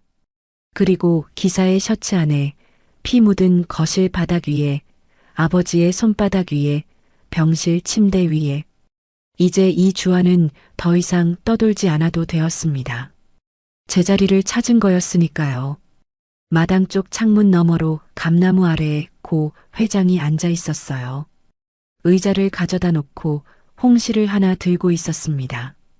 한결이 서재에서 나와 마당으로 걸어갔어요. 아버지, 운전 준비됐습니다. 한결이 차키를 들고 웃었습니다.